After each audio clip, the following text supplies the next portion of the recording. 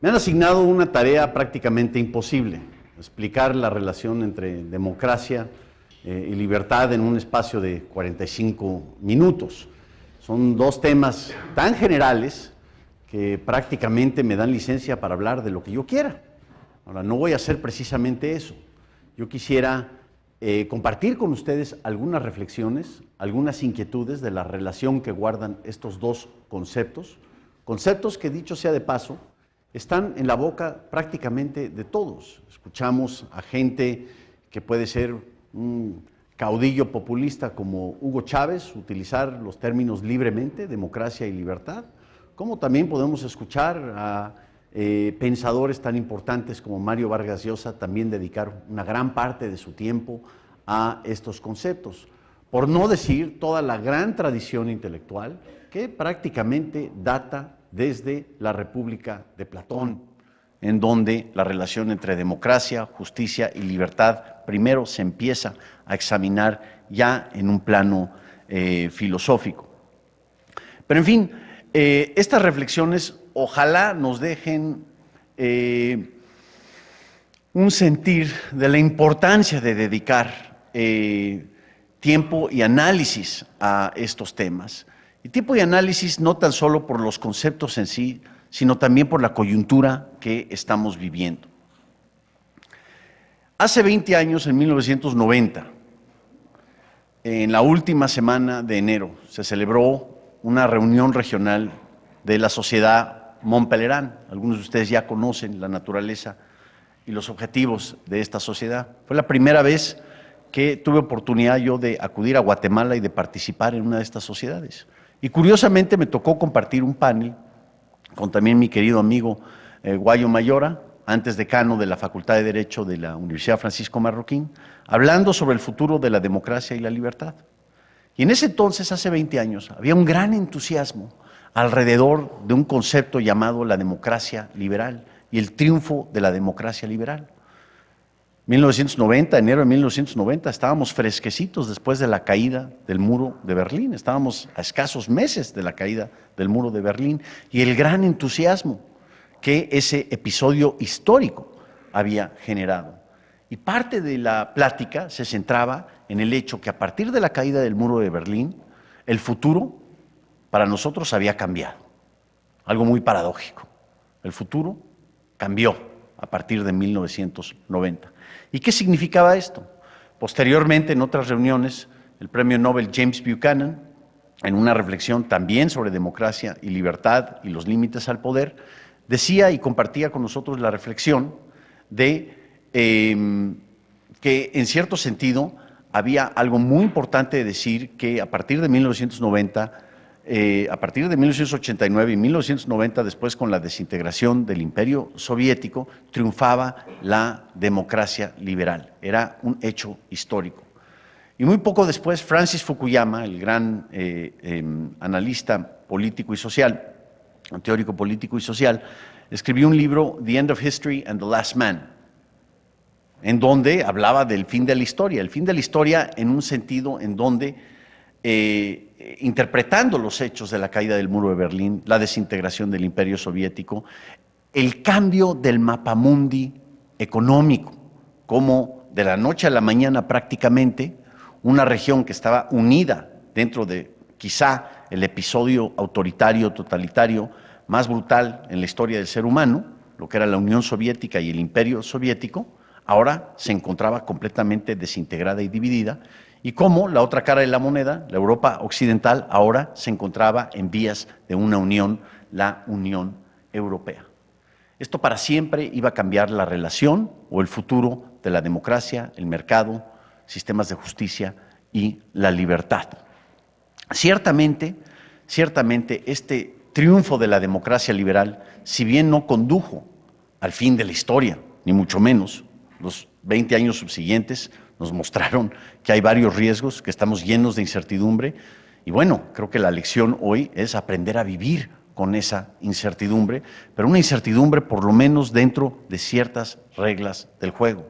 Se empezaron a ver cambios hacia una cultura democrática, por decir, sobre todo en nuestra región, la región latinoamericana para bien o para mal, con muchos episodios de ensayo y error, pero llegamos a ver casos muy dramáticos, repito, para bien o para mal. En el año 2000, 10 años después de la caída de Berlín, en mi país, México, tuvimos nuestra propia versión de ese evento histórico, con el hecho que por fin el Partido Revolucionario Institucional salió de Los Pinos. Y no fue meramente un episodio de voz y de voto por parte de los ciudadanos, fue una transformación institucional, una transformación estructural, donde por fin nosotros, los mexicanos, conocíamos lo que era el derecho de votar y que nuestro voto realmente hacía una diferencia. Vicente Fox entra como presidente de México, cambia la naturaleza del sistema político y hoy, 10 años después de ese hecho, todavía estamos viendo cómo nos acoplamos a un nuevo sistema democrático de pesos y de contrapesos. En fin, mi punto es que en los últimos 20 años tenemos una gran riqueza empírica y gran riqueza conceptual a la cual le podemos dedicar una reflexión para tratar de entender la relación que guarda la democracia como concepto general con la libertad como concepto que hemos estado analizando en estas sesiones.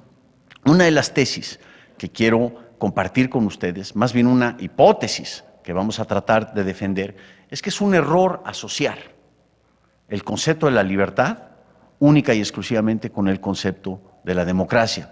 Para algunos de ustedes esto quedará claro, pero para varios otros no. De hecho, a partir de 1990 también, bueno, no sé exactamente a partir de cuándo se empezó a popularizar una encuesta muy importante que lleva a cabo la empresa Latin Barometer, donde trata de medir, realmente un barómetro de las expectativas políticas, económicas y sociales en todo un universo de países. Y es muy interesante ver los análisis que hacen alrededor de lo que está sucediendo, lo que está pasando en América Latina.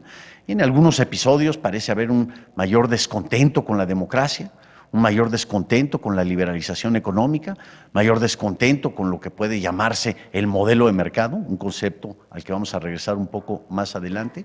Y sin embargo, en otros casos, la encuesta más reciente, parece haber una expectativa o un clima que favorece más el apoyo a estas transiciones y a estas culturas. Ha sido un episodio turbulento, un episodio lleno de ensayo y error de una región que, bueno, ya han visto ustedes en el video de Álvaro Vargas Llosa, en otras discusiones que han tenido, ha sido un ejercicio sumamente complicado llevar a cabo esta transición hacia una democracia en el sentido más general de la palabra en América Latina, repito, para bien o para mal. Yo creo que para esto, para tratar de entender la relación que guardan estos dos conceptos, si son sinónimos o si son más bien dos conceptos diferentes que tienen un contenido muy importante en común, habría que partir de ciertas definiciones generales, no exactas, ciertamente, no exactas, pero algunas definiciones que nos den, que nos ofrezcan algún sentido operativo de lo que es una cultura de libertad o el liberalismo clásico bien entendido, o lo que es una tesis liberal, versus una cultura democrática o un concepto de democracia general también en el amplio sentido de la palabra, pero un sentido que sea operativo. Yo creo que esto es importante y sobre todo en relación al concepto de libertad, porque, repito, esta es una palabra que profesan los que están en la izquierda, los que están en la derecha, los de abajo, los de arriba, los del centro, de donde sea. Realmente no podemos encontrar a alguien que abiertamente diga yo estoy en contra de la libertad.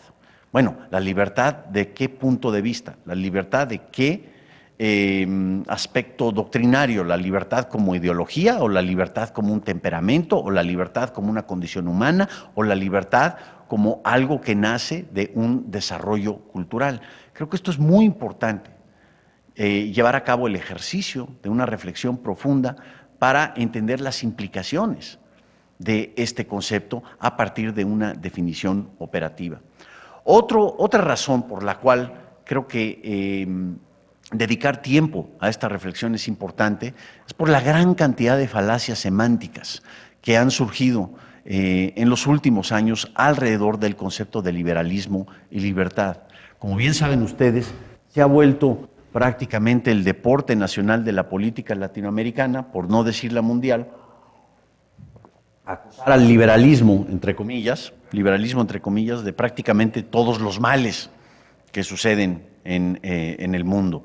Llámese la crisis global financiera, que es un aspecto, un tema que van a tratar me parece que el día de mañana. Llámese los problemas con el cambio climático, que hoy en día tienen un lugar muy importante dentro de las discusiones públicas. Llámese la estructura del comercio internacional, la desigualdad del ingreso. Vaya, prácticamente parece que todos los males del mundo nacen de una concepción que podríamos decir vulgar y popular de lo que es el liberalismo o lo que desafortunadamente se ha llegado a llamar en América Latina el neoliberalismo. ¿Por qué condenamos este vacío semántico? Primero, porque si definimos algo ex ante ya como malo, como algo que inevitablemente conduce a estas causas, bueno, pues nadie va a querer profesar o defender estas tesis. Ya se vuelve por definición algo malo. Y esto es un debate semántico, un debate que se vuelve completamente vacío y aburrido. No tenemos una definición operativa ante nosotros. Ha pasado también en Estados Unidos con la perversión semántica que existe allá en torno a los debates entre liberales y conservadores. Y son los liberales los que aparentemente defienden al ogro filantrópico, a lo que Octavio Paz llamó el ogro filantrópico, el Estado como el ogro filantrópico, y ciertamente lo estamos viendo en el caso de la administración de Barack Obama, versus los conservadores que aparentemente defenderían más una postura más allegada al liberalismo clásico, pero sin en cambio con unas desviaciones bestiales como las que vimos durante la administración de George Bush.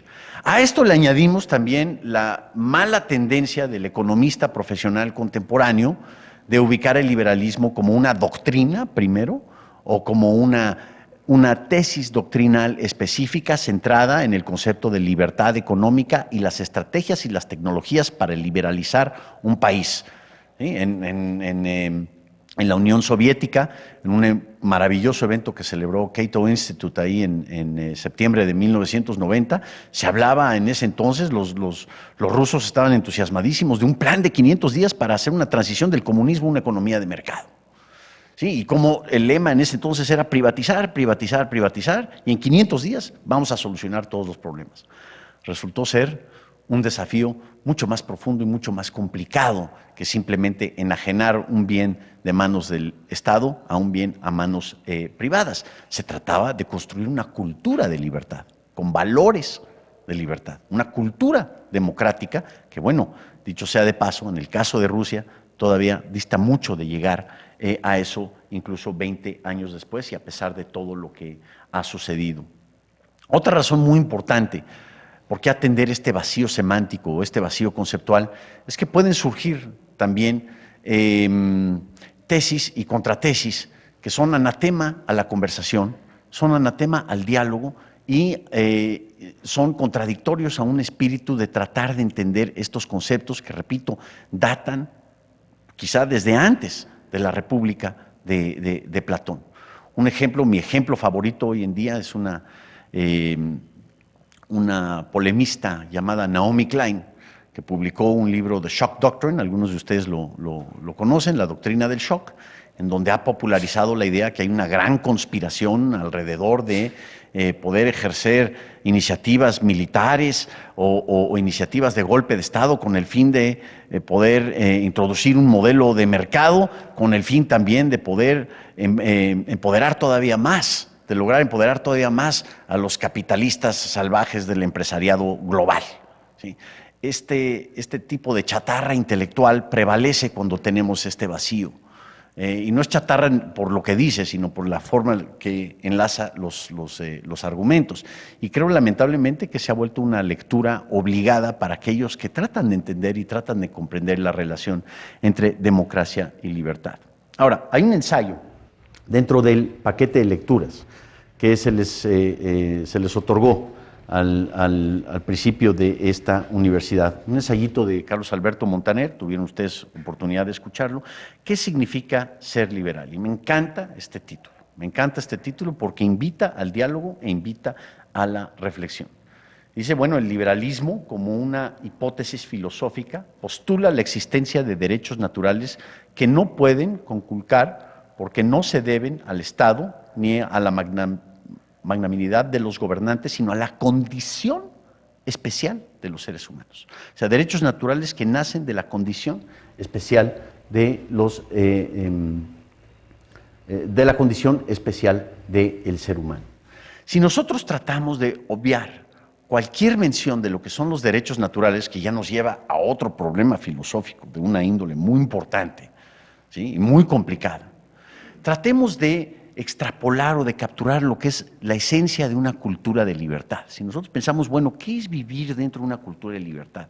¿Qué es vivir dentro de una sociedad abierta, una sociedad que tolera, una sociedad donde las decisiones no nacen del Estado magnánimo, que no nacen de los derechos divinos de algún rey o de alguna autoridad, sino nacen de nuestra libertad de elección, o que no nacen tampoco de una planificación centralizada previamente concebida? Llegamos a una definición que a mí me encanta, una definición operativa, no exacta, es una definición operativa, pero que a mí me encanta, que formuló el filósofo Jan Narveson, reflexiones que hace ya más de 30 años ofrecía otro filósofo político llamado Ronald Dworkin, en donde definía el espíritu de la libertad, o el espíritu del principio de la libertad, el principio de la libertad, como aquel principio que dice que las decisiones políticas y las decisiones normativas en una sociedad abierta se deben tomar en su máxima expresión a cabo en una forma que es independiente, ojo, esto es clave, una forma que es independiente de una previa concepción de cómo se debe vivir la vida. Ahora, está un poco larga esa definición operativa, entonces la voy a repetir.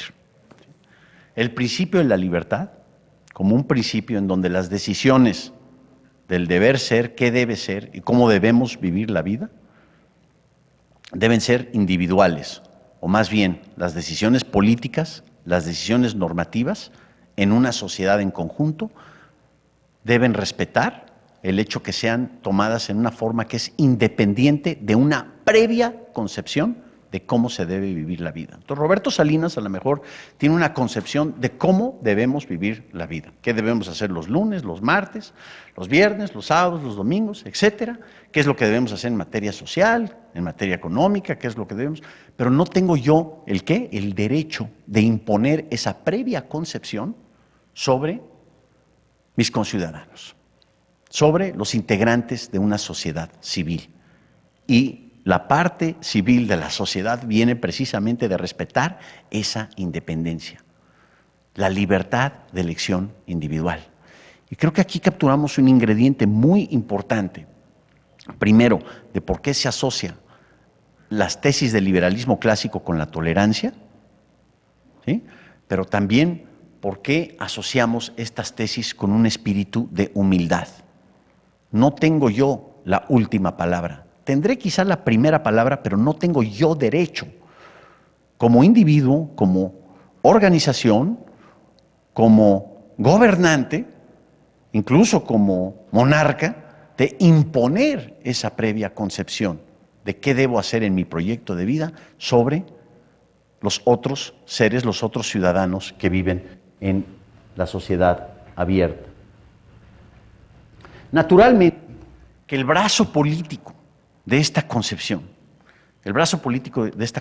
tiende a ser una cultura de democracia. Hay que entender también de qué estamos hablando cuando hablamos de democracia, ¿sí? Pero Montaner, en su ensayito, enlista aproximadamente 8 convicciones que son esencia y consecuencia del liberalismo contemporáneo, el liberalismo clásico. Y dice, bueno, creemos en una democracia representativa como el mejor sistema político, el sistema político que sea más congruente con este espíritu de libertad. Y ciertamente, en un principio, parecería ser que la democracia representativa es quizá el sistema político que resulta tener mayor congruencia que otros sistemas políticos con un espíritu, una cultura de libertad que nace de este principio de la independencia, de el hacer individual y el deber ser. Por lo tanto, el gran dilema para estas sociedades abiertas o estas sociedades de cultura de libertad se convierte en qué límites puedo yo imponer para evitar que un individuo, una organización o un Estado pueda imponer esa previa concepción de cómo vivir la vida sobre otros seres.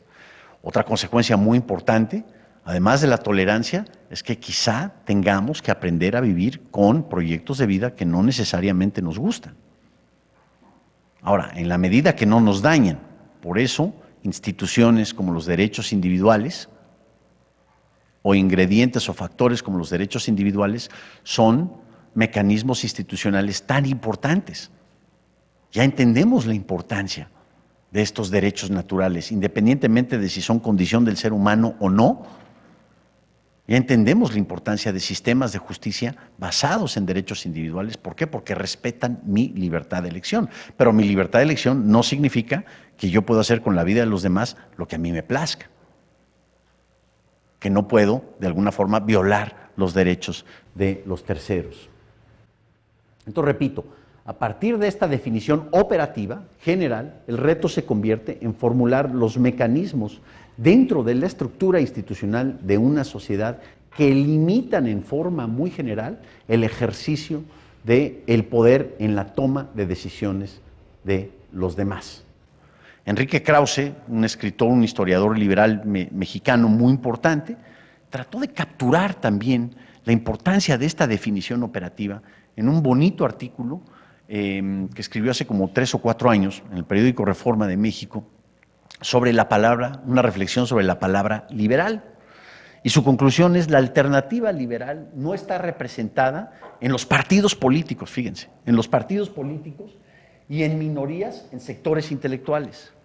El liberalismo está vivo, lo profesa, muchas veces sin saberlo, la mayoría silenciosa de nuestros países latinoamericanos.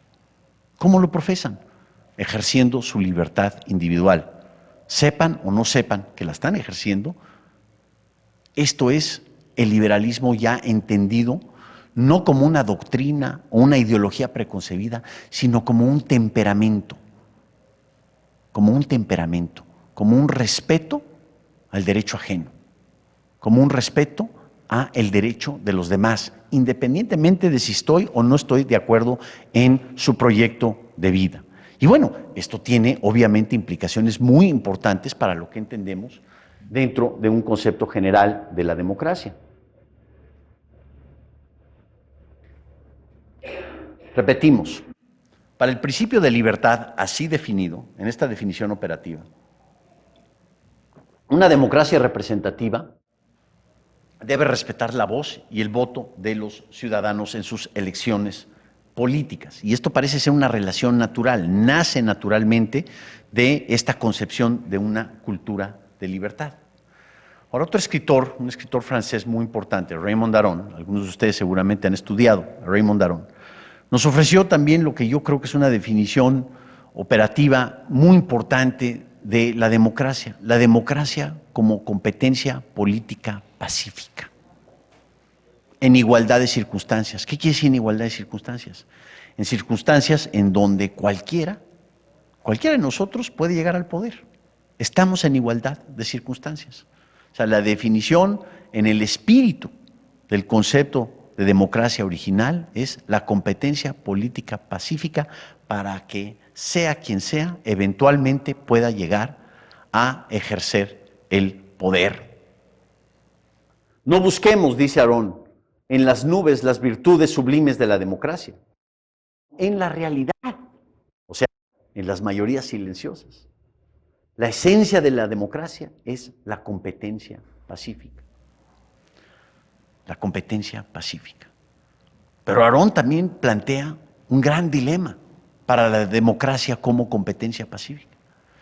Si la competencia es en igualdad de circunstancias, puede surgir una voz, una organización, un partido político, un grupo de interés particular que tenga una agenda preconcebida de cómo se deben hacer las cosas, cómo se debe vivir la vida, y si esto lo logra vender a una mayoría ruidosa o silenciosa, cabe la expectativa y cabe la oportunidad que este grupo pueda ejercer eventualmente el poder. Si partimos de igualdad de circunstancias y yo tengo un proyecto antidemocrático, yo puedo llegar al poder y ejercer mi proyecto antidemocrático. Y esto es lo que le ocupaba y preocupaba enormemente a Raymond Aron, bueno, y a muchos otros. Recientemente Mario Vargas Llosa, el año pasado, en febrero del año pasado, estuvo en México, ofreció una maravillosa conferencia magistral ante el Consejo de Administración del grupo Banamex de México, del banco Banamex. Y decía él, la democracia no consiste en tener elecciones libres, en tener libertad de expresión, fíjense, no meramente se reduce a elecciones libres o libertad de expresión, en permitir la coexistencia en la diversidad, la existencia de partidos políticos, adversarios, hasta contradictorios.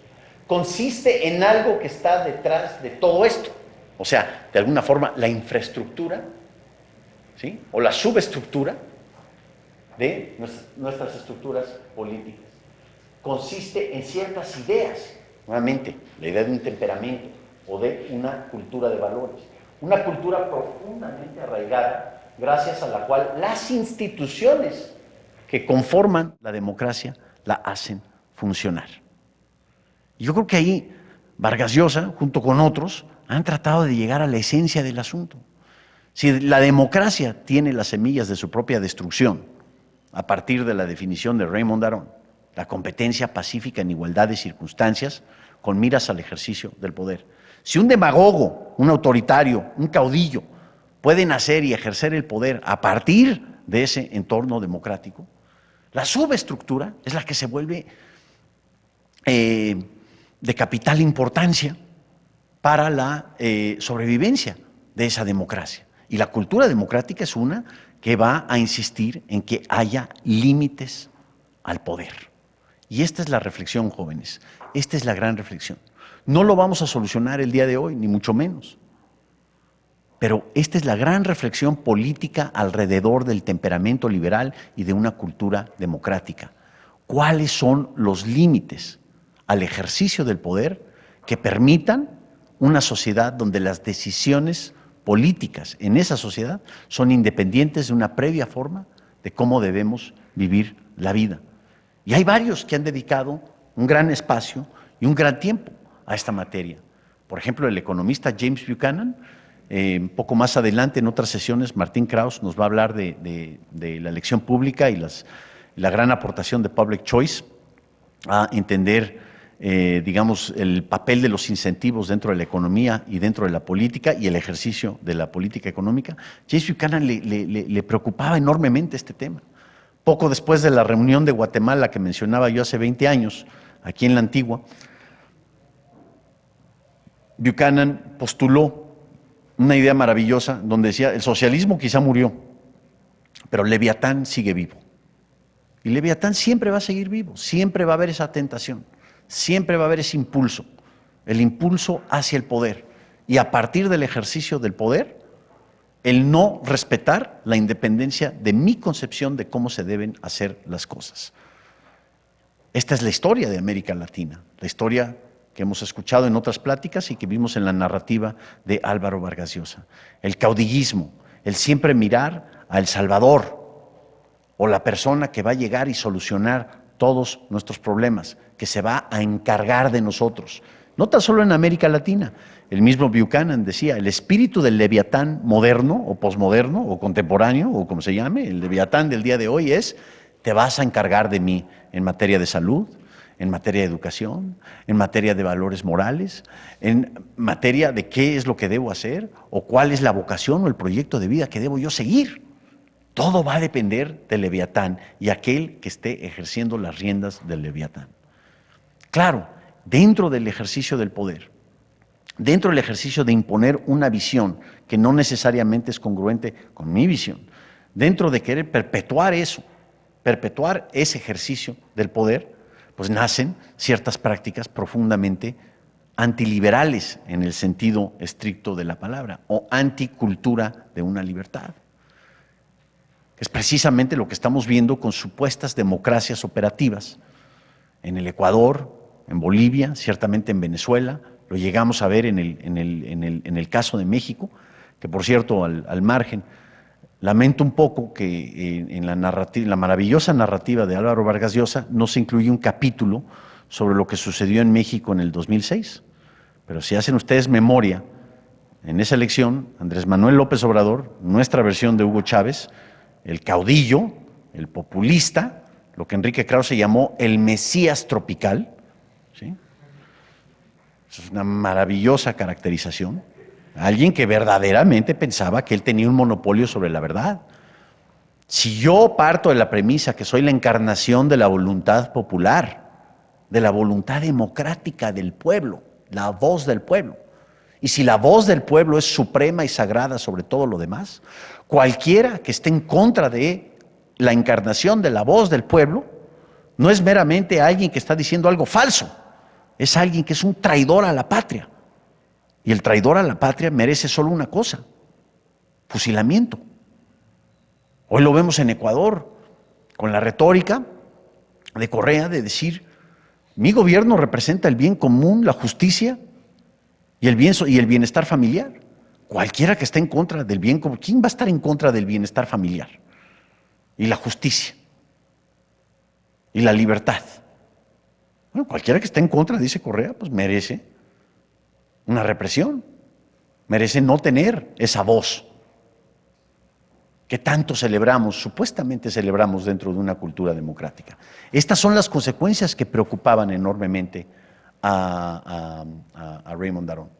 En fin, el caso de Andrés Manuel López Obrador fue muy semejante, porque aun cuando no llegó al poder, llegó a ejercer un enorme poder y se proclamó, por ser la encarnación de la voluntad popular del pueblo mexicano, presidente legítimo de México. En un acto en el Zócalo de la Ciudad de México, se declaró presidente legítimo. Y hasta nombró un gabinete y una serie de representantes, un gobierno paralelo. Y esto increíblemente lo toleró el gobierno de Vicente Fox y posteriormente el gobierno de Felipe Calderón. Yo soy el verdadero representante, legítimo representante de la voz del pueblo. Y por lo tanto, como dicen en México, mis chicharrones truenan. Yo sigo siendo el rey. ¿Sí? Este es el espíritu del caudillo que nace en igualdad de circunstancias dentro de una democracia, pero que conduce a una anticultura de libertad o una cultura de la antilibertad, en donde tú te atreves a decir algo en contra del rey, como está sucediendo ahora en Venezuela, en Bolivia. Bueno, Morales vuelve a repetir y con una mayoría abrumadora, y sin embargo, ¿qué es lo que estamos viendo? Imposiciones todos los días de su proyecto de vida sobre otros, represiones sobre las libertades que son fundamentales para salvaguardar una cultura de libertad. Buchanan decía, por eso precisamente, independientemente si somos monárquicos, aristocráticos, democráticos, lo más importante, ¿cuáles son los límites al Leviatán? ¿Cómo deconstruimos al Leviatán? ¿Qué límites institucionales le podemos dar? Y no es una preocupación que nace meramente con Buchanan. El dilema de Raymond Aron, los dilemas que postula James Buchanan, datan desde mucho antes.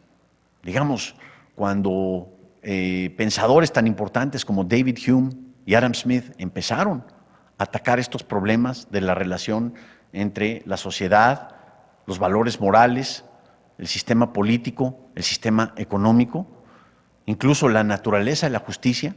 ¿Sí?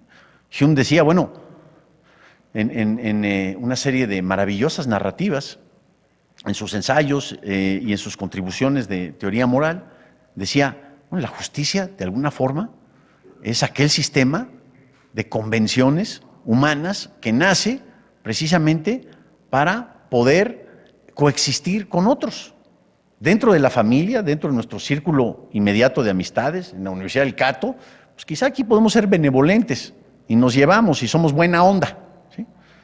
Pero más allá de eso, con otros países, con otras sociedades, con otros municipios, con otras familias que no conocemos, necesitamos un sistema de justicia para dirimir diferencias, para poder coexistir en paz. Y el papel del Estado en ese sentido es ejercer la justicia. Ese es su límite. No es decirnos qué hacer, cuándo hacerlo, cómo hacerlo y por qué hacerlo. No es prometer la redistribución del ingreso. No es decir, este va a ser tu nivel de educación y yo te lo voy a dar, aunque Adam Smith sí pensaba que el gobierno tenía un papel muy importante, por lo menos para proveer educación básica. Hay un gran debate al respecto de la lectura de Adam Smith. Pero vemos que esto es algo que preocupaba a los pensadores escoceses, que bueno, su contribución a lo que es el pensamiento de este temperamento liberal ha sido fundamental. Ya mencioné la escuela de elección pública, de Public Choice, el papel que tienen los intereses especiales y cómo estos intereses especiales dentro de un cuadro democrático se tienden a adueñar de sus agendas, de sus visiones, sus imposiciones y sus proyectos de vida y candidatear a ciertas personas que van a representar esos intereses, independientemente de las consecuencias que tengan, digamos, en materia comercial o en materia económica, sobre otros. El monopolista contemporáneo es un ejemplo por excelencia de estos intereses, de este abuso del sistema político para imponer una visión o para imponer un proyecto sobre los demás. Así que si nosotros concebimos toda la oferta que puede haber dentro de una democracia representativa, puede haber un nacionalismo revolucionario, puede incluso haber un partido comunista, puede haber un grupo de economistas tecnócratas que saben cómo hacerlo y la arquitectónica social de cómo liberalizar el mercado al instante. Puede haber aquellos, como los populistas contemporáneos, que prometen proyectos alternativos de nación. Y están nuestros populistas caudillos contemporáneos también. Y todos estos pueden competir en una competencia política pacífica. Pero todos estos también pueden poner en entredicho el principio de la libertad. Pueden poner en entredicho mi libertad de elección, mi libertad de expresión, mi libertad de decidir a quién quiero en el futuro, o mi libertad simplemente de qué comprar, dónde ahorrar, cómo invertir y cómo vivir mi propia vida y mi propio proyecto de vida en la medida que no esté yo violando los derechos de los terceros. Y esto es muy importante. Hay una contradicción interna entre esta imperfección que tiene la democracia representativa y lo que se busca dentro de una cultura de valores basados en los principios a la libertad. Esto es algo que llegó a preocupar enormemente a gente como Karl Popper en el siglo XX, a Michael Oakeshott, el gran filósofo político inglés, conservador por excelencia, pero conservador en un sentido mucho más de temperamento que de ideología política. El conservador, según Michael Oakeshott, es aquel que dice, cuidado con los grandes cambios y las grandes soluciones y las grandes transformaciones. Si se van a hacer, démosle el beneficio de la duda a la tradición, a lo que está a nuestro alrededor, a lo que ya funciona. Tienes que tener una razón muy especial. ¿Por qué? Porque varias de estas grandes transformaciones, este deseo de decir, hoy inventamos la nueva constitución, hoy inventamos la nueva sociedad, hoy a partir del voto democrático ejercemos el socialismo del siglo XXI, borramos la historia e iniciamos de nuevo. Esto es lo que temía gente como Oakeshott. Y aunque él se llamó conservador, realmente ese conservadurismo es enormemente congruente con una cultura de libertad, hasta con una cultura de valores democráticos. A Karl Popper, fiel a su metodología del criterio de la falsificación o falseabilidad, decía, diseñemos las instituciones que minimizan el peligro del poder político que pueda tener sobre los individuos, que no dependa de la voluntad del buen gobernante, que no dependa que algún día llegue el rey Enrique V de Shakespeare para decirnos, bueno, este es el gran líder, este es el rey magnánimo, que nos va a decir y nos va a solucionar todos nuestros problemas y que resulta ser un muy buen rey, porque igual puede ser Enrique V como puede ser Ricardo III, que era un terrorista totalitario abrumador y que para él cualquiera que esté enfrente del ejercicio del poder merece simplemente la muerte, como al caudillo contemporáneo o el populista contemporáneo que dice cualquiera que esté en contra de lo que yo digo, como yo soy la encarnación de la voluntad popular legítima de mi país, merece ser fusilado. Es traidor a la patria. No meramente está diciendo algo falso, sino es traidor a la patria. Esta es la esencia y la consecuencia de vivir en una sociedad abierta. No tolerar esos excesos y esos abusos del poder. Y lamentablemente esos abusos y esos excesos pueden nacer dentro de una democracia representativa. Es el gran dilema que nos presenta Raymond Aron. Y es el gran dilema en el cual trataron de luchar varios pensadores, a partir de Platón, ciertamente Aristóteles y mucho después, los pensadores escoceses, varios dentro del periodo de la Iluminación, en el siglo XIX, y la gran riqueza intelectual que heredamos del siglo XX. Isaiah Berlin también, por eso hablaba de los dos conceptos de libertad. Tengamos muy claro que hay un concepto de libertad que es negativo, en donde tú no puedes violar, digamos, mis derechos o mis libertades. Lo que no se puede hacer. Una libertad positiva, la libertad que profesaba, digamos, la ideología comunista del siglo XX o que profesa hoy en día el socialismo del siglo XXI o el caudillismo contemporáneo, en donde prometen liberar y prometen construir una sociedad nueva donde profesan libertad, pero libertad a partir de una previa concepción, es la libertad que yo te digo. Yo te voy a hacer libre, no la naturaleza, yo te voy a hacer libre a partir de mi concepción de cómo tú debes vivir la vida. Y esas imposiciones, esos proyectos alternativos que profesa aquel representante del poder político, esos son los que debemos buscar limitar. Friedrich Hayek capturó un ingrediente esencial de esta descentralización del poder al concebir la actividad económica más como una rama de la teoría del conocimiento que una rama de la propia economía. Y su concepto de varios pedacitos de información y de conocimiento totalmente descentralizados, varios know-hows. Todos sabemos qué hacer dentro de nuestro entorno.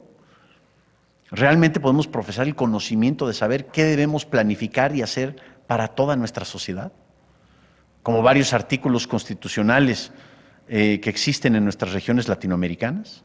El ejemplo, más relevante para mí, tenemos un artículo constitucional en México que dice claramente, el Estado, fíjense ustedes, el Estado rector tiene la obligación de planear, conducir, orientar y dirigir toda la actividad económica nacional. Pregúntense ustedes, ¿qué es actividad económica? Lo que estamos haciendo ahorita es acción humana, es actividad económica. Entonces el Estado tiene la obligación de planear, conducir, dirigir y orientar todo lo que yo hago. O sea, yo me levanto en la mañana y recibo un email. Hoy, Roberto, vamos a planear, dirigir, orientar y conducir. Realmente se puede llegar a ese ejercicio. No es la fatal arrogancia de la que hablaba Friedrich Hayek. Pero dentro de todo esto nos queda muy claro la importancia del diálogo, la importancia de la tolerancia, la importancia de ese espíritu de libertad que celebra el diálogo, que celebra el intercambio civilizado de ideas. Hoy no ofrecemos soluciones, no ofrecemos la última palabra sobre democracia y libertad. Simplemente una semilla y la esperanza de que esa semilla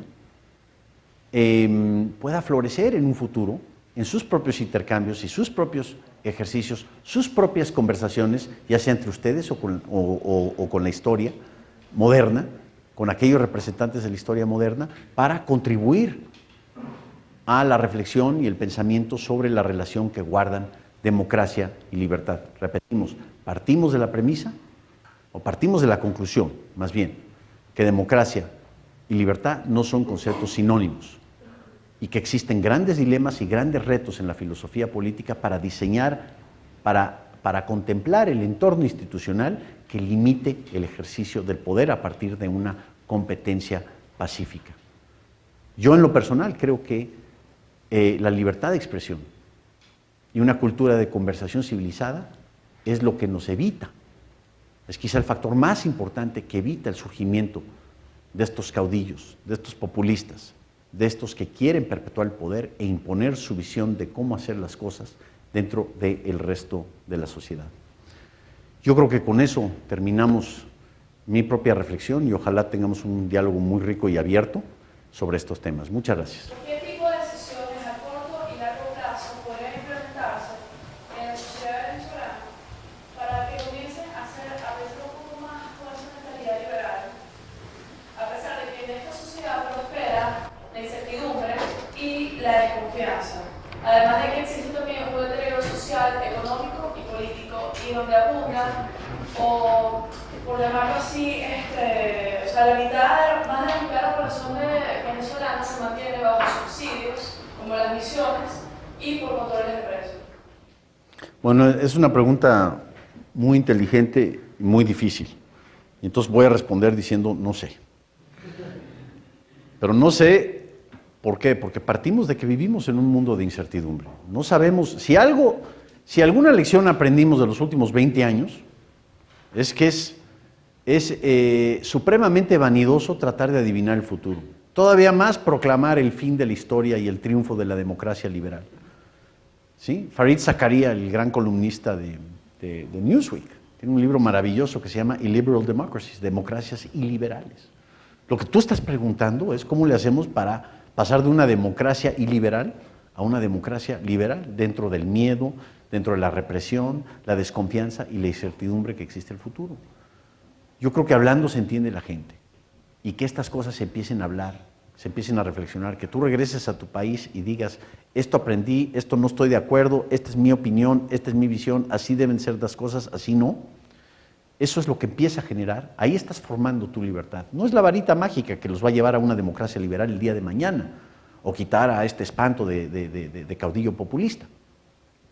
También hay que pensar que inevitablemente las ideas tienen consecuencias. Este es un lema muy importante para este instituto y para esta universidad. Las ideas tienen consecuencias, a la larga tienen consecuencias.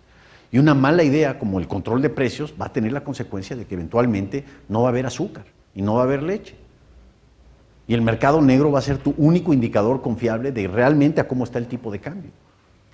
Lo que está sucediendo en Venezuela ya lo vivimos en México en 1982.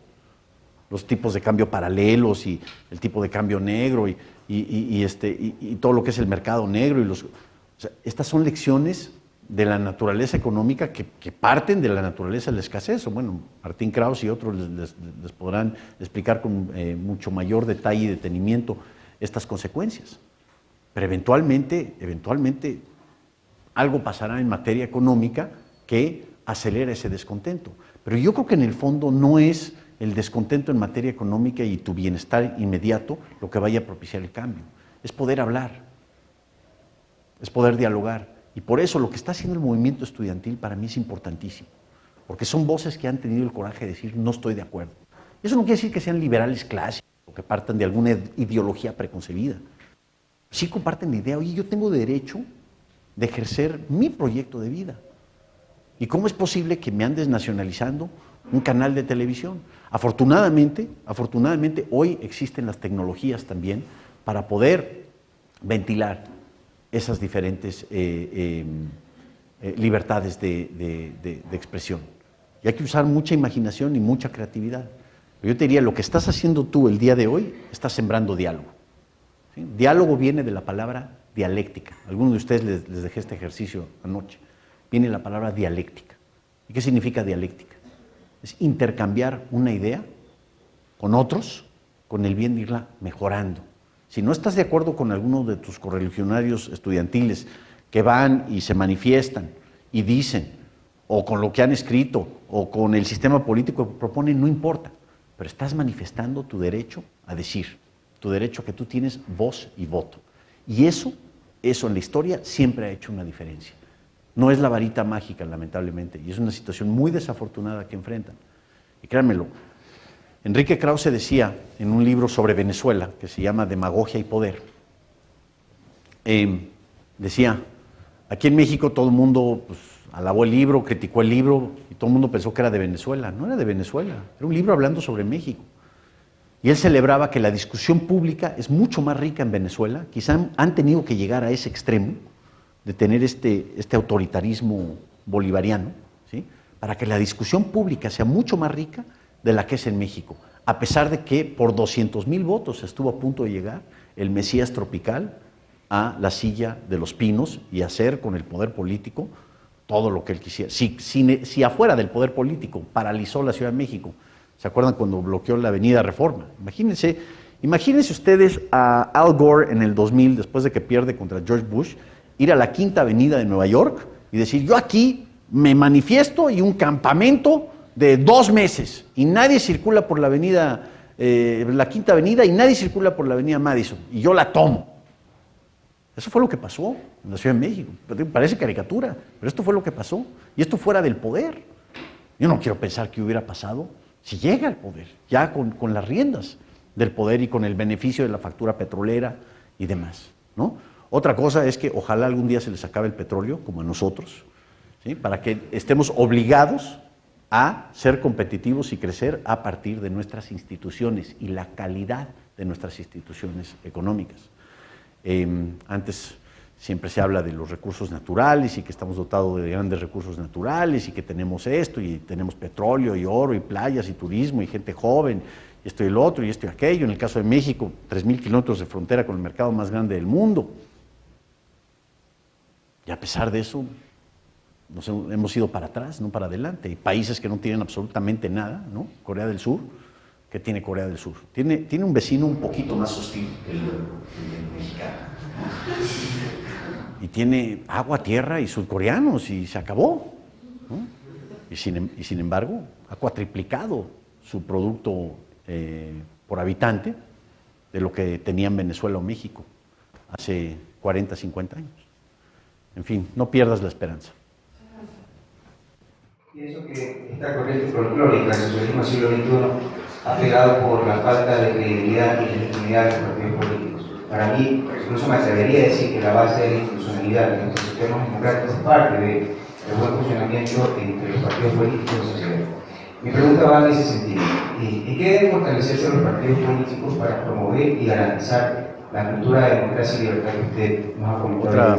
Otra pregunta muy buena. De hecho, esta es la pregunta que se planteaba Mario Vargas Llosa en la conferencia que mencioné. Es decir, ¿qué partido democrático realmente se va a poner las pilas, por decir, en el sentido de contribuir hacia la formación de una cultura de valores democráticos, de demos, del pueblo, lo que necesita la gente, la sociedad civil, la sociedad abierta, vivir en una sociedad abierta? No vemos esa oferta política. Y por eso también hemos visto en varios casos el descontento popular en un episodio electoral es tal que mejor decides, ¿sabes qué? No voto. Prefiero no votar. Esa es mi reacción. No me gusta la oferta que tengo enfrente de mí, porque uno me ofrece que va a solucionar mi vida de esta forma, el otro me ofrece que va a solucionar mi vida de esta otra forma, y el otro también me está ofreciendo lo mismo. Y el día de mañana cambian de opinión o cambian de posición. ¿De acuerdo a qué? A la encuesta. ¿De acuerdo a qué? Al sentir en ese momento. A las 9:07 de la mañana, mi posición en torno al gasto social es esta. Pero a las 10:15 de la mañana va a ser otra. ¿Por qué? Porque todo depende de mi electorado, todo depende de mi constituency, todo depende de quién está enfrente de mí. La realidad política se vuelve entonces relativa a lo que dices, ¿sí? Son lo que yo en un articulito llamé los bastardos de Protágoras. El referendo se vuelve el último criterio de la verdad. Y si el referendo es que vamos a tener cambio de horario o no cambio de horario, y créanme, tuvimos este debate en México. Si el Distrito Federal no debe cambiar horario en comparación a todo el México. Entonces tú te sales del Distrito Federal, te vas al vecindario, te vas a la colonia satélite y ya estás en el Estado de México, ahí son las 8 de la mañana, pero acá siguen siendo las 7 de la mañana. O sea, tuvimos gastamos dinero de los contribuyentes para tener un gran debate y un referendo acerca si debemos o no tener cambio de horario. Por eso no lo digo de chiste. O sea, si ya estas cosas tan surrealistas han sucedido en nuestros países, creo que una contribución muy importante serían partidos políticos y organizaciones que hagan una oferta política congruente y responsable. Algo que esté algo que sea congruente con la formación de una cultura democrática. Y podemos estar en desacuerdo, pero primero hay que estar de acuerdo para poder estar en desacuerdo. El acuerdo es, hay ciertos valores que no son sagrados, pero que sí, como dice Buchanan, son absolutos, relativamente absolutos, ¿sí? Como la libertad de expresión. O sea, en un momento que le conviene políticamente a Felipe Calderón en México, pues prohíbe que otras organizaciones que no sean partidos políticos puedan promocionarse en los medios de comunicación. Entonces ya los partidos políticos tienen un monopolio de los anuncios y la oferta política que se puede hacer. ¿Por qué? Porque antes salió un grupo de empresarios a decir que López Obrador era un desastre y que iba a ser el regreso de López Portillo y que era un caudillo y un mesías tropical y etcétera, etcétera. Y que eso no se vale, porque eso fue un prejuicio injusto que balanceó, ¿no?, el resultado electoral e indudablemente que lo balanceó a favor de Calderón, ¿no? O sea, la gente no votó, hubo mucha gente que no votó por Calderón, votó en contra de López Obrador. Y así está pasando en muchas otras regiones, ¿sí? Otro gran debate que estamos viendo es en Colombia, si Álvaro Uribe realmente debe ejercer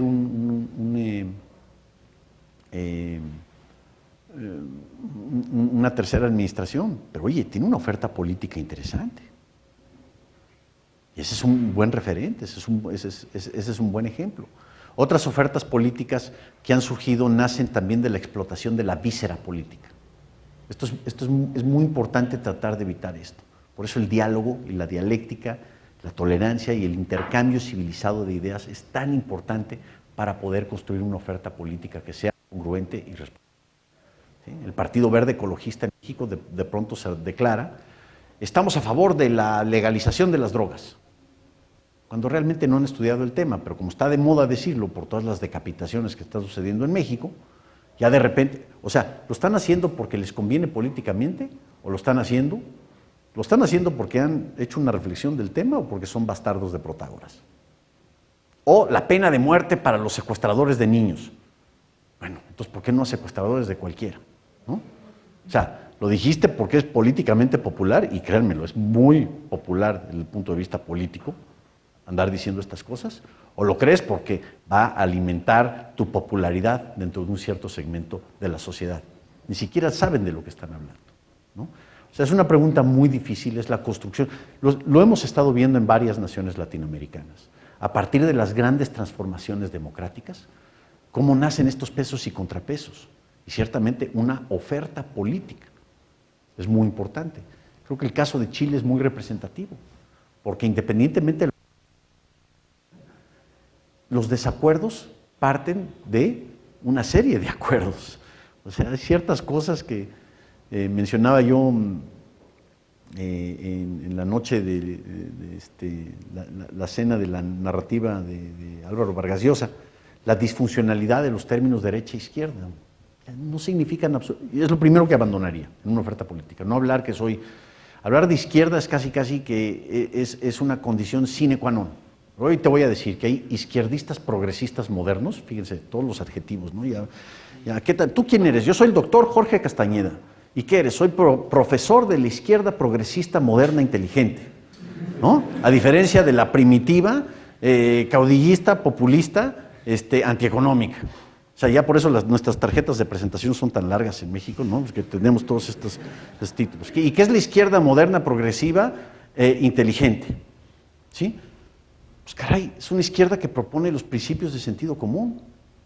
A diferencia de ¿qué? De la derecha. O sea, la derecha todavía, bueno, por lo menos en mi país o sea, nadie se puede calificar de derecha, porque la derecha es la causa de la desigualdad social, la causa del cambio climático, la causa del crimen organizado, la causa del malestar económico, y yo creo que pues ya de una vez el malestar estomacal, ¿no?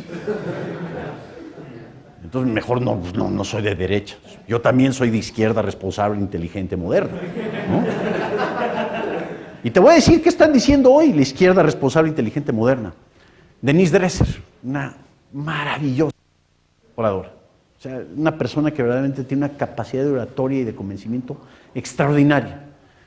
Necesitamos un país que respete los valores de la competencia para evitar los monopolios públicos y los monopolios privados. Ajá, where have I heard that before? ¿No? Hija inconsciente de Adam Smith. ¿Y esto es la izquierda moderna inteligente del día de hoy? Repito, hay que estar de acuerdo en varias cosas, no gastar más de lo que se tiene, libertad de comerciar interna, pero externamente también, el respeto al derecho ajeno. Todo esto es lo que conduce a ofertas políticas que puedan ser contrarias a las mías, pero que por lo menos parten de una base de principios, principios que están basados en esos diseños institucionales, los derechos individuales, la libertad de expresión, los valores de una cultura democrática. Repito, no es asunto fácil, pero estamos aquí para seguir el diálogo y la conversación civilizada.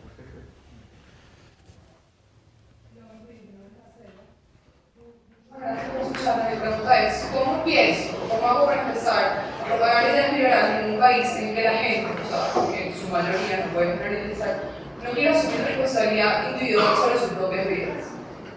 Otra muy buena pregunta, qué bueno que estamos llegando ahora sí que al meollo del asunto. Yo creo que esto es un gran reto para el pensador liberal contemporáneo. Y repito, liberal no en el sentido de ideología, o liberal no en el sentido doctrinario, liberalismo no como doctrina, sino como temperamento. Sí, la esencia de un liberal yo creo que es escuchar. Y si estamos en desacuerdo, por lo menos partimos, como decía Donald Davidson, de una red de convicciones en la que todos estamos de acuerdo. ¿Sí? ¿Cómo le hacemos? Ya se refiere más a la tecnología de cómo hacer la venta. Ahora, el mismo James Buchanan, en un maravilloso, influyente ensayo, un ensayito que publicó en el Wall Street Journal en el año 2000 y recientemente ya lo generalizó un libro que se llama Why I Too Am Not a Conservative. Que creo que está equivocado igual que Hayek en la forma en que entienden el conservadurismo. Pero bueno, ese es otro asunto. Y aquí plantea el reto Saving the Soul of Classical Liberalism. O sea, ¿cómo podemos llevar a cabo una visión general de cómo salvar el alma del liberalismo? El alma del liberalismo como aquella concepción de la sociedad que celebra las libertades individuales, que celebra el derecho el respeto al derecho ajeno. ¿Cómo podemos los socialistas, por más resultados tan catastróficos que han tenido y que tendrán a tenerlo el socialismo del siglo XXI también, por lo menos ha tenido una oferta política que vende, una concepción general que vende? Y yo creo que aquí es un dilema, y ojalá se lleven ustedes esto también para la reflexión, es un gran dilema para aquellos que practican y profesan el temperamento y defienden el temperamento liberal. Porque no creo que sea posible, en términos generales, poder construir una oferta liberal que compita en términos de atractivo visceral, ¿no?, con la promesa de redención instantánea que te ofrece el socialismo. Porque el socialismo del siglo XXI te dice, yo tus problemas te los soluciono mañana. Yo, conocedor de toda la verdad y encarnación de la voluntad popular, yo mañana te doy salud, te doy educación y raquetas de ping-pong, o lo que tú quieras, de acuerdo al referéndum, de acuerdo al criterio del bastardo de Protágoras. ¿Sí? Y eso, ¿cómo compites contra eso? Ya no es una competencia de razón, es una competencia de víscera. Entonces, es un problema, o es un reto, es un desafío de cómo hacer el marketing. Y yo en lo personal pienso que ese marketing se debe focalizar. Vamos a concentrarnos no en una concepción general, y parto de la premisa que no voy a poder competir con el que profesa la redención instantánea y hoy se acabó la historia y mañana, ¿sí? Decía Carlos Marx en la 12ª tesis de Feuerbach, decía Carlos Marx, el objetivo no es no es la historia, sino cambiarla. El comunismo es una revolución no política, sino metafísica. Yo te voy a dar todo lo que tú quieres. A partir de una dictadura del proletariado, una dictadura que resultó durar más de 70 años, como bien lo advirtió el anarquista Bakunin. Entonces, yo creo que hay que hacer un gran ejercicio de creatividad y quizá, a lo mejor estoy equivocado, pero quizá ser más focalizado. Un buen ejemplo lo han tenido, ustedes han tenido el gran privilegio aquí de escuchar a José Piñera. ¿Cómo le hizo él con la venta? O sea, si él sale y dice, necesitamos, como lo hicimos en México, necesitamos las AFPs y el sistema de pensiones individualizadas para elevar el ahorro interno a una tasa similar de acuerdo al PIB y con ello poder desarrollar un mercado financiero que permita la construcción de diversos instrumentos de financiación hacia el futuro para la congruencia del desarrollo, bla, bla, bla, bla, bla, bla, bla, pues no tiene el mismo impacto que, ¿sabes qué? Tu ahorro es tuyo. Y es tu dinero y es tu alcancía, ya no le pertenece al Estado, te pertenece a ti y no puedes romper la alcancía sino hasta los 65 años de edad. Necesitamos a gente como Ian Vázquez, necesitamos a gente como Martín Kraus, necesitamos a los grandes pensadores del temperamento liberal en América Latina para seguir fomentando esa cultura de libertad, pero necesitamos también a aquellos que se dediquen a ver las cuestiones particulares y que esa venta particular pueda competir y puedas decir, caray, el subsidio directo, prefiero que esté en manos de una madre. Si el gasto público, si va a haber gasto público, prefiero que ese gasto público esté en manos de una madre que vive en la extrema pobreza, que en manos de un burócrata en algón que no le interesa cómo se va a gastar, y cuánto y por qué. Bueno, lo ideal sería eliminar los subsidios. Eso es en la utopía. Bueno, pero un primer paso adelante es hacerlos directos. ¿Por qué? Por costos de oportunidad, por cuestiones de eficiencia. ¿Sí? Y ese es un gran reto para nosotros. Es un reto de pensar en el diseño de estas reformas. ¿Cómo popularizar? Tú sabes, por ejemplo, a ver si alguien me puede responder, ¿quién es el que principalmente se opone en América Latina al impuesto único, al flat tax? O sea, ¿qué tal si yo mañana les propongo, miren, 10% de impuesto al consumo y 10% al impuesto sobre la renta? O 15%. Se acabó. No hay nada más. No hay predial, no hay impuesto a la obesidad y no hay impuesto a los automóviles nuevos y no hay impuesto... No. Nada más estos dos impuestos y se acabó. Eso parece algo que puede venderse popularmente. Bueno, pero ese es Juan Carlos Hidalgo que trató de vender el flat tax en Costa Rica y los contadores. Claro, ¿por qué? Porque son los ingenieros los ingenieros fiscales que diseñan salidas dentro del laberinto fiscal y cobran una factura, por cierto, deducible de impuestos. Aquí es un impuesto único y no hay cero deducciones. Cero deducciones. Solo la inversión se puede deducir.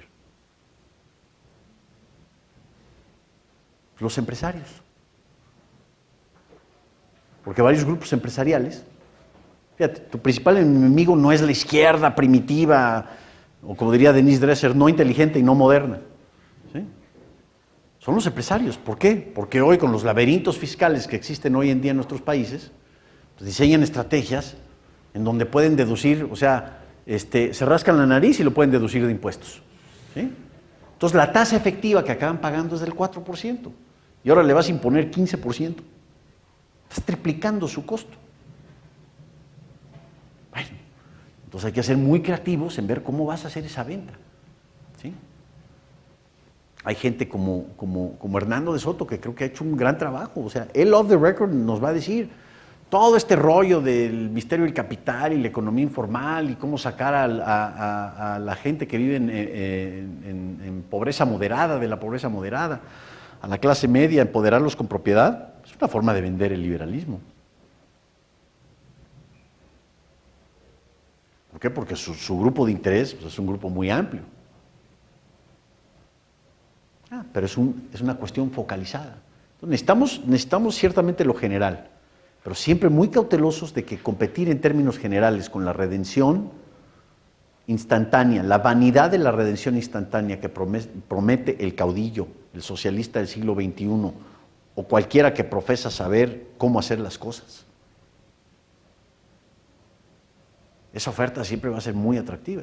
Todavía tenemos nosotros la idea de que va a ser bueno o no bueno este presidente. Cuando, como decía Martín, la pregunta relevante es, ¿quién es tu presidente? Pues no sé. Ese es nuestro objetivo, que no sepamos quién es nuestro presidente.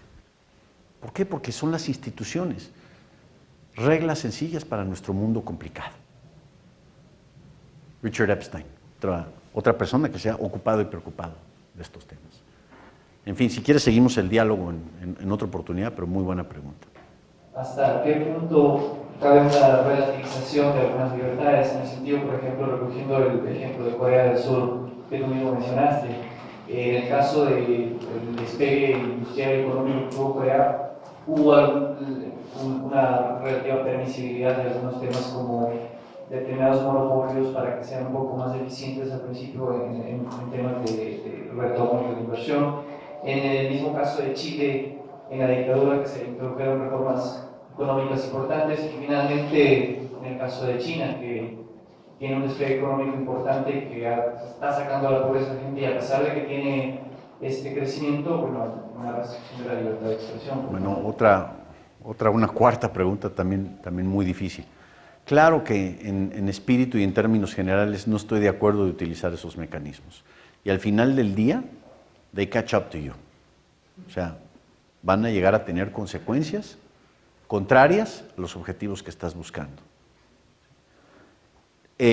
Una sociedad libre, el objetivo de una sociedad libre no es lograr 10% del crecimiento del PIB. El objetivo de una sociedad libre es respetar el derecho ajeno. Ahora, resulta que en esas sociedades es mucho más factible lograr altos crecimientos, una cultura de alto crecimiento.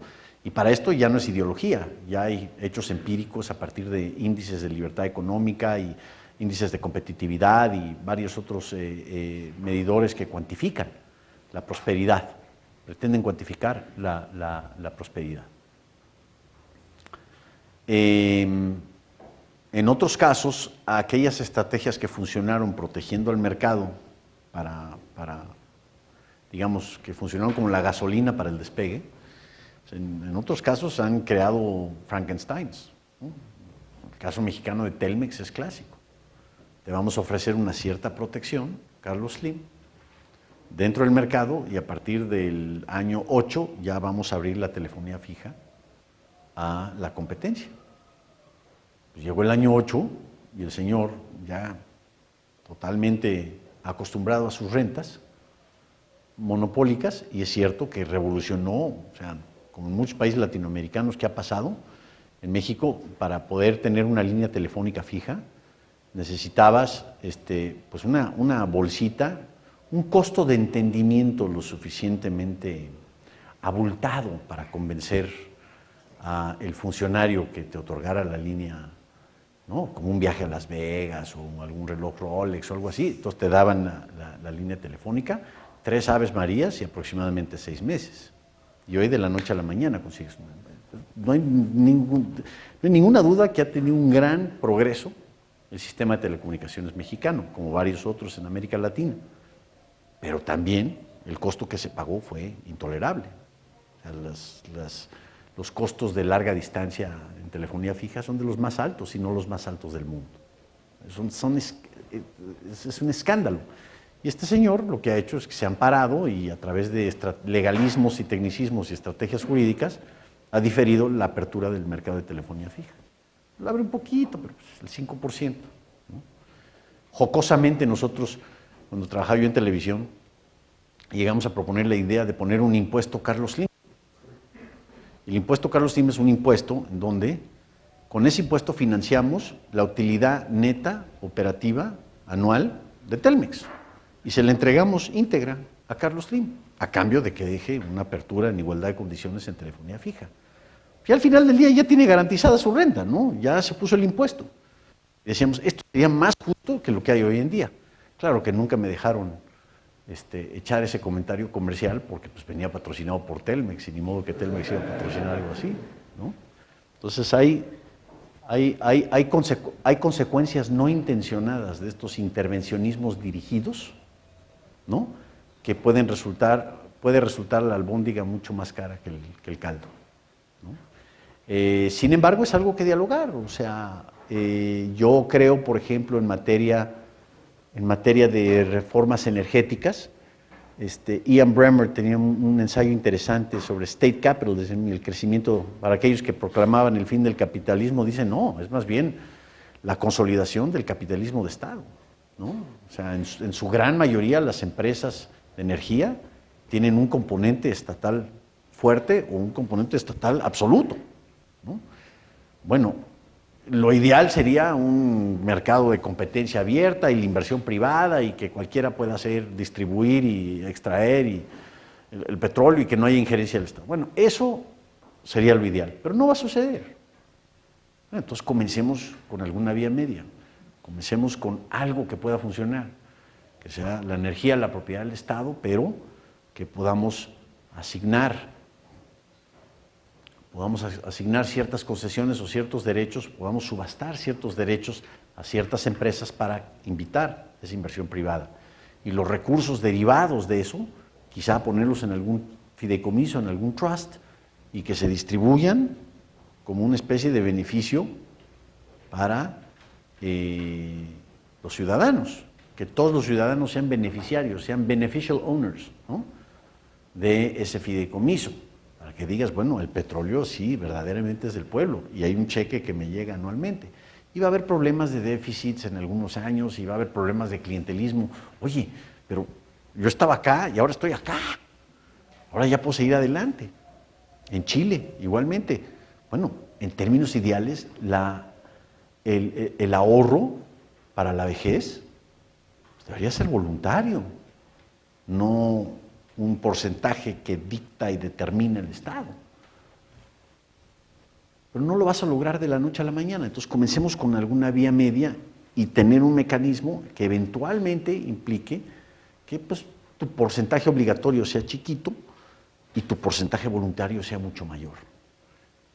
Hay que ser revolucionarios y radicales en el enfoque y prudentes en la ejecución. En Nueva Zelanda sí también diseñaron las reformas, las grandes reformas estructurales. Donald Brash y Ruth Richardson y otros hablan de cómo se tuvieron que pagar ciertos costos, las contingencias, la red social para capturar a las contingencias de las transformaciones y reformas. Ahora, idealmente no es pecar en el sentido de crear monopolios o reprimir libertades, pero es otro tema que requiere mucho diálogo, mucha reflexión. En Brasil, ese año, la Suprema Corte Constitucional va a juzgar sobre las acciones afirmativas, políticas afirmativas. Entonces, me gustaría saber lo que usted piensa sobre eso. A ver, ¿me puedes explicar un poco más? Porque peco de ignorancia contextual. Como hubo en Estados Unidos sobre affirmative actions para los negros, a la universidad, como personas, grupos desfavorecidos históricamente,